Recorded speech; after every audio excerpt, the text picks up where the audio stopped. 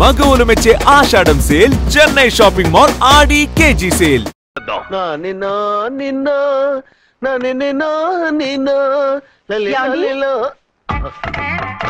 నా మాట వినకుండా వెళ్ళారు. ఇప్పుడు చూడండి ఎంత బాధపడుతున్నారో. లేవండి.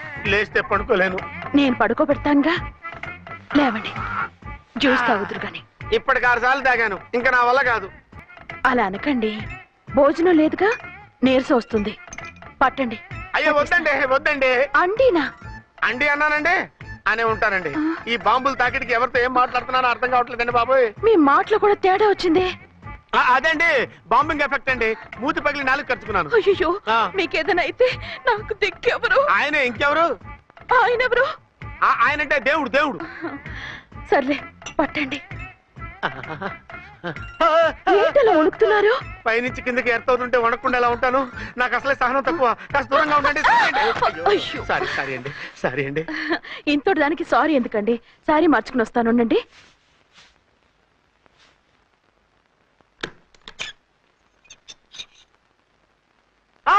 వద్దు వద్దు వద్దు వద్దు. ఏంటండి, ఏమైంది? నా ఎదురుగా బట్టలు మార్చుకోవద్దు, నేను తట్టుకోలేను. ఏ, సిగ్గుగా ఉందా? లేదు, భయంగా ఉంది. భయపట్టు ఎందుకు? నేను అందంగానే ఉంటానుగా. అందుకే భయపడేది. అయ్యా, భయం ఎందుకు? నేనేం పరాయిదాన్ని కానుగా. మీరు ఎలా ప్రొసీడ్ అయిపోతే మా గురువు గారికి నేను అన్యాయం చేయాల్సి వస్తుందండి. గురువా? గురువెవరు? అదేనండి డాక్టర్ గారు. ఈ కట్లిప్పే వరకు నన్ను స్టార్ట్ టీవీ కూడా చూడొద్దన్నారండి. మీరు సైడ్కి వెళ్ళి మార్చుకోండి, లేకపోతే నేను ఎమోషన్ అయిపోతాను. అదా మీ భయం? అయితే ఉండండి. థ్యాంక్స్. అమ్మయ్యా, ఈ గంటకి గండం గట్టెక్కింది నాయనా. ఇలాంటి టైప్ సీన్లు ఉన్నాయని తెలిస్తే నేను చచ్చినా వచ్చి ఉండేవాడిని కాదు. పరిస్థితులు ఇలాగే కొనసాగితే నేను కాలు జారటం ఖాయం. దేవుడు, కాలు జారటం ఖాయం. చిన్న పిల్లలు ఏంటి అరుపులు? కాసేపు ఓర్చుకోండి, అవే తగ్గిపోతాయి. పుసుకేసుకుని ఉంటారా దేవుడు?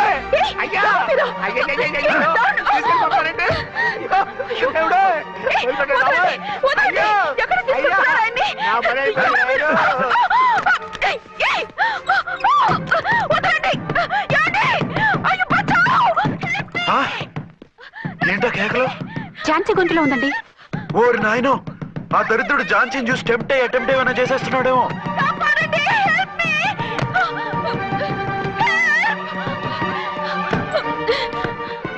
ఏంటి ఝాన్సీ, ఏమైంది? మా ఆయన కిడ్నాప్ చేసి తీసుకెళ్లిపోతున్నారండి. ఎవరు? ఏమో తెలియదు, కాపాడండి. ఓరి నాయనో.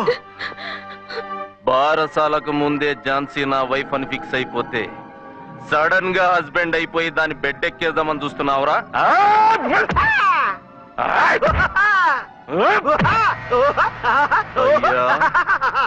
నేనింత సీరియస్ గా కొడుతుంటే వీడు కామెడీ లెక్కన అవుతుండేంది. ఈడి ఏడిపే ఇలా లాఫింగ్ టైప్ లో ఉంటదేమో.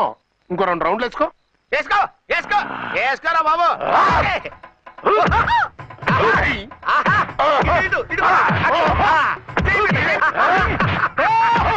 రాయ్, మీరు కూడా వచ్చి తలిగియండి రా వీణ్ణి.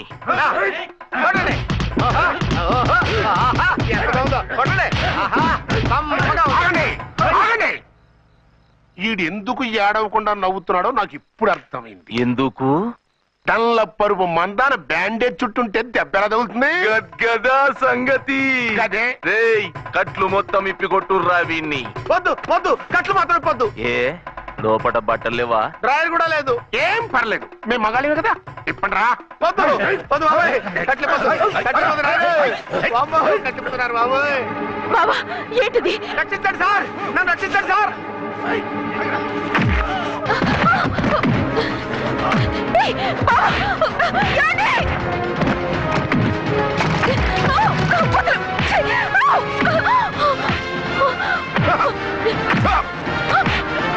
వద్దు వద్దు, నన్ను చెప్పకండి బాబాయ్. వద్దు బాబాయ్. అయ్యో ఏంటి రా, అయ్యో నేను లేకపోతున్నానండి.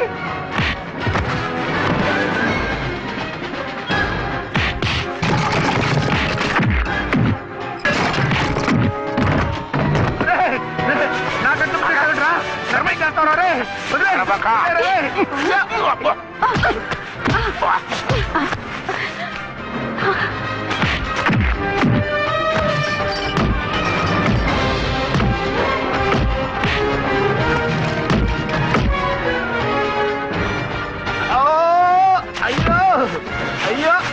సార్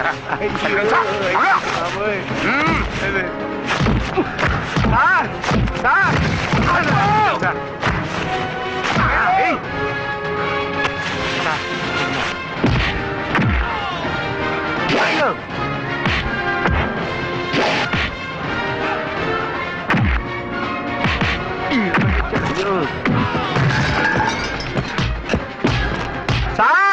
రక్షించండి సార్ మొత్తం తీసేస్తాయి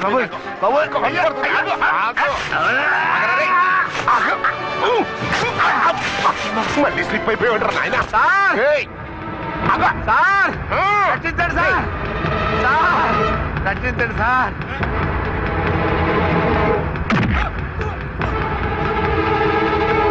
ఒక్క హాతికుందరై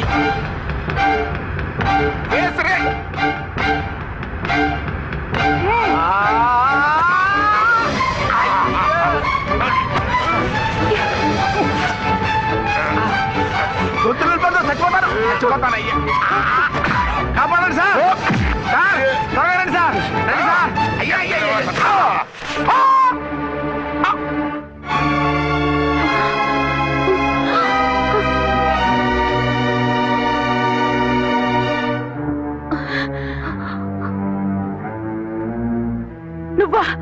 నువ్వు ఈ వేషాలు ఎందుకు వచ్చావు? నన్నెందుకు మోసం చేశావు? సారీ, నిన్ను మోసం చేసిన వీడి కాదు, వారు. మా ఆయన ఎక్కడా? బైబిల్ మొత్తం చదివి యేసు ప్రభు ఎవరని అడుగుతా వింటమ్మా. ఎంతకాలం నీకో మొగుడు ఉన్నారనుకుని తెగ మురిసిపోయారు. కానీ మీరు కట్టుకున్నది పంచుకున్నది ఒకే ఒక మొగుణ్ణి, వారే వీరు.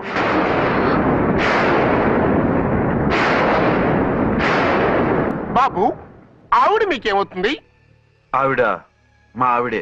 ఆవిడ ఆవిడ మా ఆవిడే. విన్నారుగా లేడీస్? ఈ సీన్ లో ఇక మన పని అయిపోయింది. ఇప్పుడు వన్ డే మ్యాచ్ మొదలవుతుంది. టాస్ వేసుకుని ఎవరు బౌలింగ్ చెయ్యాలో ఎవరు బ్యాటింగ్ చెయ్యాలో వాళ్ళే డిసైడ్ చేసుకుంటారు. మనం గ్యాలరీలో కూర్చుని మ్యాచ్ చూద్దాం. పద. ఎందుకింత మోసం చేశారు? ఎందుకింత ద్రోహం చేశారు? నేను ఎవరిని మోసం చేయలేదు, ఎవరికి ద్రోహం చేయలేదు. పాపం, విధి ఆడిన వింత నాటకంలో ఆర్టిస్ట్ అయి ఉంటాడు. చెప్పండి, ఒక పెళ్లి చేసుకుని నన్నెందుకు రెండో పెళ్లి చేసుకున్నారు? మీకు భార్యగా నేను సరిపోలేదా? ఆవేశపడకుండా నేను చెప్పేది వినండి. నువ్వు చనిపోయావు అనుకుని అందరూ కలిసి నాకు బలవంతంగా పెళ్లి చేశారు. ఆ విషయం నాకెందుకు చెప్పలేదు? పెళ్ళయిందంటే నేను చేసుకోనన్నా, చీకొడతానన్నా? నిజం దాచి పెళ్లి చేశారని నాకు మన పెళ్ళైన తర్వాత తెలిసింది. అప్పుడైనా మీరు చెప్పాలిగా, ఎందుకు చెప్పలేదు? చెప్తే నువ్వు మిమ్మల్ని వదిలేస్తానని భయపడి చెప్పలేదా? నన్ను వాడుకునే ఛాన్స్ మిస్ అవుతుందని చెప్పలేదు. Don't talk రబేష్. కొంతకాలం ఆగి చెప్తే చచ్చినట్టు పడుంటారు. ఎంచక్క ఇద్దరితోనూ సంసారం చేయొచ్చని ఆశపడ్డారా? అది కాదు అర్చన, నువ్వైనా నన్ను అర్థం చేసుకో. చచ్చిపోయాననుకుని తను చేసుకున్నారు అంటే మీ మనసులో నాకు స్థానం లేదు, నా మీద మీకు ప్రేమ లేదు. అదేం మాట అర్చన? ఎస్, నా మీద ప్రేమే ఉంటే పెళ్లి చేసుకుందామనే ఆలోచన మీకు వచ్చి ఉండేది కాదు. మరో పెళ్లి చేసుకోరు. నేను చెప్పేది విను. నన్ను ముట్టుకోకండి. ఏ రోజైతే తన మెళ్ళో తాళి కట్టారో ఆ రోజే మన బంధం తెగిపోయింది. ఆ రోజే మీ అర్చన నిజంగా చచ్చిపోయింది. ఉండండి, తనతోనే ఉండండి, తన్నే భార్యం చేసుకోండి. నాకు కావాల్సింది శీల చెడిన మగాడు కాదు, శీల ఉన్న మొగుడు.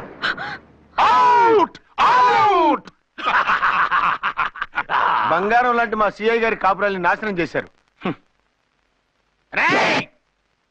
వచ్చే సినిమాలో హీరోగా పుట్టి మీ ఇద్దరి అంతు చూస్తాను. ఖబర్దార్. ఏమో అర్చన, ఏమిటి నువ్వు చేసిన పని? మాట్లాడుకో, నీకు మాట్లాడే అర్హత లేదు. నేను నీ తల్లినే. కూతురి మొగుడికి రెండో పెళ్లి చేసిన నువ్వు తల్లివా? నాకు సవతిని తెచ్చిపెట్టిన నువ్వు తల్లివా? తల్లివైతే నీ అల్లుడికి మళ్ళీ పెళ్ళెందుకు చేశావు? నువ్వు చచ్చావని అతను కుమిలిపోతుంటే చస్తాడేమని భయపడి పెళ్లి చేశానే. ఏం తప్ప? ఖచ్చితంగా తప్పే.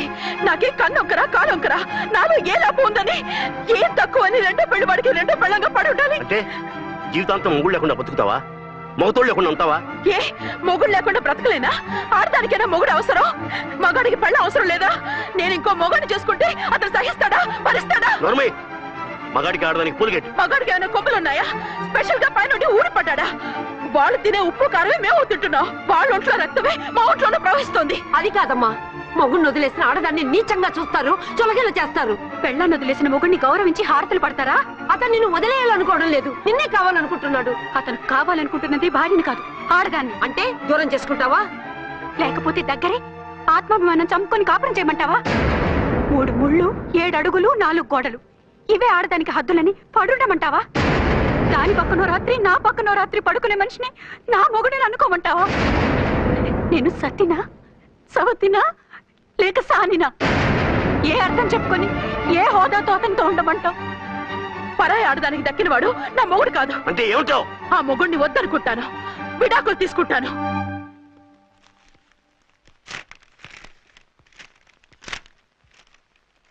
ఏమిట్రాది? లాయర్ నోటీసులు.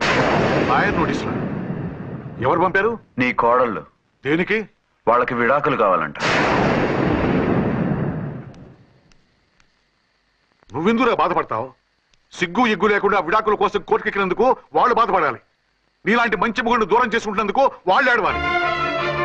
మీసం లేని వాళ్ళు వాళ్ళకి అంత పట్టుదల రోషం ఉన్నప్పుడు మీసం ఉన్న మగాడివి నీకెంత ఉండాలరా? వాళ్ళకి నువ్వు అక్కర్లేనప్పుడు నీకు వాళ్ళు అక్కర్లేదు. ఇంతకాలం నువ్వు చెప్పింది నేను విన్నాను, ఇప్పుడు నేను చెప్పింది నువ్వు వినాలి. మొగుండి వదిలేసిన వాళ్ళకి మొగుడు దొరకలేమో కానీ పెళ్ళాం వదిలేసిన మొగుడికి 1,00,000 మంది దొరుకుతారు. నువ్వు మళ్ళీ పెళ్లి చేసుకో. అప్పుడు గాని జనం నేల మీద ఉయ్యరు. ఊహించుకుని పనిచేసింది వాళ్ళురా. నువ్వు వాళ్ళని మర్చిపోలేక జీవితాంతం నరకనుభవిస్తుంటే చూసి ఆనందించాలని వాళ్ళ ప్లాన్. నువ్వు మళ్ళీ పెళ్లి చేసుకుంటే ఆ కుక్కలు చెప్పుతో కొట్టినట్టు అవుతుంది. అంటే ప్రతీకారం కోసం పెళ్లి చేసుకోమంటావా? లేకపోతే ఇంకా వాళ్ళకి మొగుండని వాళ్ళ ఫోటోలు పట్టుకుని కుళ్ళి ఏడుస్తావా? ఒక్కసారి చేసిన తప్పుకే నరకం అనుభవిస్తున్నాను. మళ్ళీ జీవితంలో అటువంటి పొరపాటు చేయను. పోనీ చెయ్యని పొరపాటు చేయి, కొత్త వాడు చేసుకో.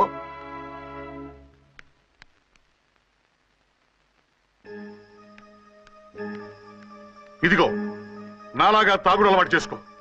బాధల్ని బాధ్యతల్ని మర్చిపో. పెళ్ళాలు వదిలేసిన మొగుడని అవమానం పడే కంటే గౌరవంగా తాగుబోతు అనిపించుకో. అలాగే తండ్రిగా ఆనందిస్తాను. తీసుకో.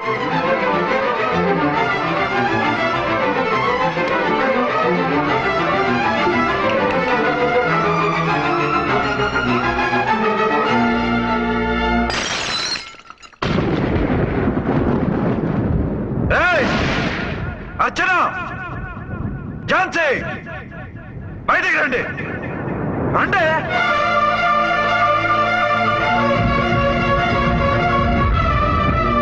भाई और बहनों, देखो ये मेरा फर्स्ट पत्नी है.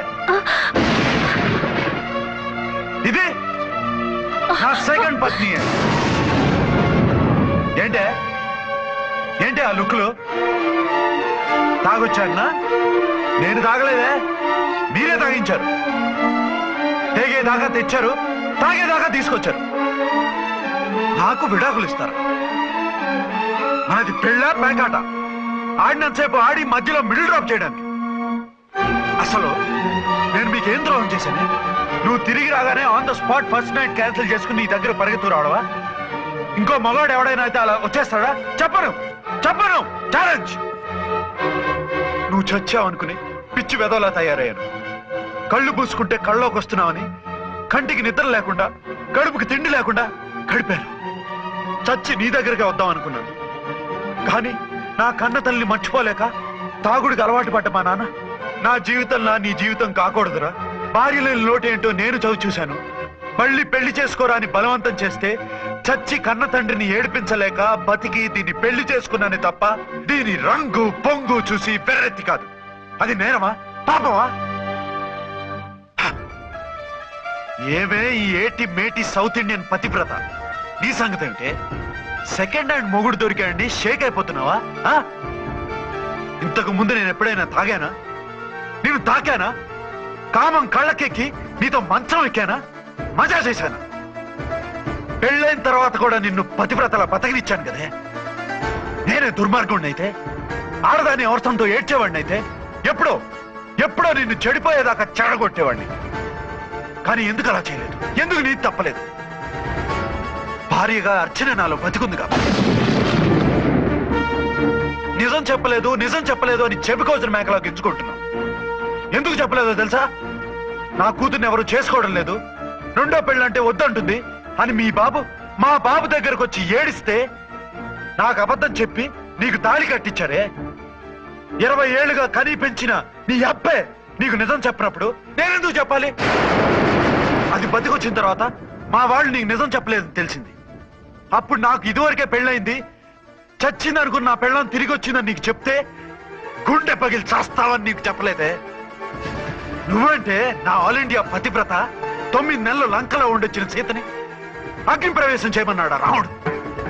ఎవడో వెదవకూత కుశాడిని కడుపుతో ఉన్న తన పెళ్ళాన్ని అడవిలోకి పంపించాడు. అదే రాముడు, నీ ఫేవరెట్ గాడ్.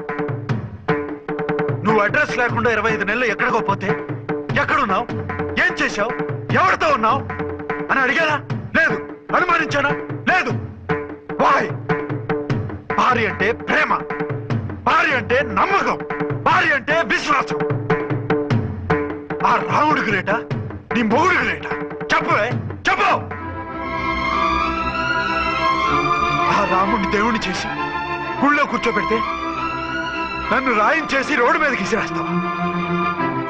పేరుకు పెళ్ళానివే గాని నిన్ను అమ్మకన్నా ఎక్కువగా ప్రేమించానే. నువ్వు కనీసం ఆ బిడ్డకిచ్చే విలువ కూడా ఇవ్వలేదు కదే తల్లి. 2 భార్యలకి న్యాయం ఎలా చేయాలో తెలియక కుమిలిపోయా. మీ ఇద్దరికి నిజం తెలిస్తే ఏమైపోతారో అని భయపడ్డాను. మీ కంట్లో నీళ్లు రాకూడదని మీరిద్దరూ ఏడవలసిన ఏడుపు నేనేడ్చానే. ఇంత చేస్తే మీరు నాకు విడాకులు ఇస్తారా? అసలు మీరిద్దరు పొజిషన్లోకి రండి, రండి. నన్ను వద్దని మీరిద్దరు వదిలేస్తే వచ్చి మీ కాళ్ళ మీద పడతారనుకున్నారా? నెవర్. అవును, నన్ను వద్దనుకున్నప్పుడు నేను కట్టిన మంగళసూత్రాలు మాత్రం ఎందుకు? సేఫ్టీగా వాటిని అలాగే ఉంచుకుని మాజీ భార్యలుగా హ్యాపీగా బతుకుదాం అనుకుంటున్నారా? నో, మీకు ఆ ఛాన్స్ ఇవ్వను. తాళి ఉన్న పెళ్ళాలుగా కాదు, తాళి తెగిన భార్యల్లా, మొగుడు చచ్చిన విధవల్లా మీరు తెల్ల చీరలు కట్టుకునేట్టు చేస్తాను. విడాకులు ఇవ్వకుండా మిమ్మల్ని విడోలు చేస్తాను. జీవితాంతం కుళ్ళి కుళ్ళి కుళ్ళి ఏడ్చేలా చేస్తాను. బాయ్. ఆగండి. ఏ, నేను చావడం కూడా నీకు ఇష్టం లేదా? మీరు బతకాలి, నిండు 100 ఏళ్ళు సుఖంగా జీవించాలి. మీ మీద ప్రేమ లేక కాదు, మీరంటే ఏంటో తెలియక కాదు. నా వల్ల మీకు ఝాన్సీకి అన్యాయం జరగకూడదని నేను మిమ్మల్ని అనుమానించాను, అవమానించాను. మీకు దూరం కావాలనుకున్నాను, విడాకులు కోరుకున్నాను. నేను మీకు భార్యనయ్యాను, మీ బిడ్డకు తల్లినయ్యాను. కొంతైనా మీతో జీవితాన్ని తృప్తిగా అనుభవించాను. కానీ ఝాన్సీ ఒక్క పసుపుతాడు తప్ప భార్యగా ఏమీ పొందలేదు. భార్యగా మీ జీవితంలో తనకి చోటివ్వండి. లేదక్క, అలా చేస్తే నువ్వు భర్తనే కాదు, బాబుకి తండ్రిని కూడా దూరం చేసిన దానివి అవుతావు. ఆయన మనస్ఫూర్తిగా ఇష్టపడి చేసుకుంది నిన్ను, ప్రేమించింది నిన్ను. ఆయన మనసులో నీకు తప్ప నాకు స్థానం లేదు. నువ్వు బలవంతంగా నన్ను భార్యని చేసినా మనిషిని సొంతం చేసుకోగలను గాని మనసును పంచుకోలేను. ఆ భార్య స్థానం ఎప్పటికీ నీదే. ఒకరి మీద ఒకరు ఇంత ప్రేమను పెట్టుకొని ఒకరి గురించి ఒకరు ఆలోచించి మీ జీవితాలని పాడు చేసుకోకండి. అక్క చెల్లెళ్ళలాగా కలిసిమెలిసి అతను సుఖపెట్టి మీరు సుఖంగా ఉండండి. క్షమించండి, నాకు భార్య అర్చనే కానీ ఝాన్సీ కాలేదు. అవునా? ఆయన ఎప్పటికీ శ్రీరామచంద్రుడిలాగానే ఉండాలి. ఆ రాముడికి సీత ఒక్కటే, ఆ సీత అక్కే. మరి నీ బతుకు? నేను మళ్ళీ పెళ్లి చేసుకుంటాను. నా గురించి ఆలోచించకుండా మీరిద్దరూ సుఖంగా సంతోషంగా ఉండండి. ఈ రోజు నుంచి ఆవిడే మీ ఆవిడ.